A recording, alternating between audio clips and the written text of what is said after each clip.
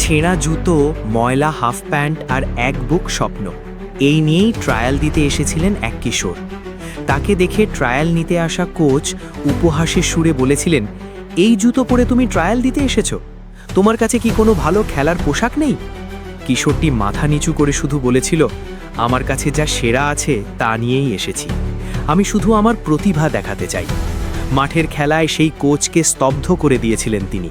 সেই কিশোর আর কেউ নন, সেনেগালের কিংবদন্তি ফুটবলার সাদিও মানে। প্রাচুর্য নয়, মানুষের সেবাই লক্ষ্য।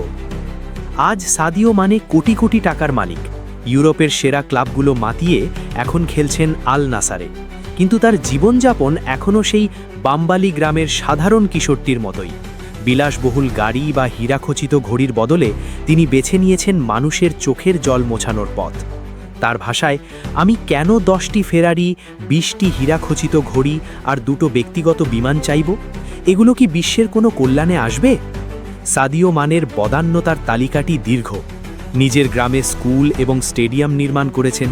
সেনেগালের অতি দরিদ্র অঞ্চলের প্রতিটি পরিবারকে মাসে 70 ইউরো করে ভাতা প্রদান করেছেন। দরিদ্রদের মাঝে পোশাক, জুতো এবং খাবার বিতরণও করেছেন।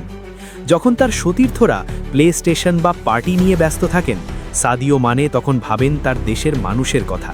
তিনি মনে করেন প্লে স্টেশন মানেই সময়ের অপচয়।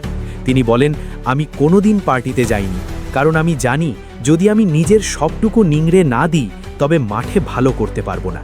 তার কাছে বিনোদনের চেয়ে বড় আনন্দ হলো কারো মুখে হাসি ফোটানো। শৈশবের সেই লড়াই। মানের জীবনের গল্প কোনো রূপকথার চেয়ে কম নয়।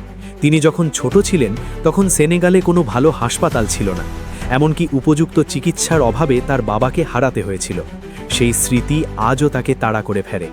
আর সে কারণেই আজ তিনি সেনেগালের নিভৃত পল্লীতে অত্যাধুনিক হাসপাতাল এবং স্কুল গড়ে তুলেছেন, যাতে আর কাউকে অর্থের অভাবে বা বিনা চিকিৎসায় মরতে না হয়।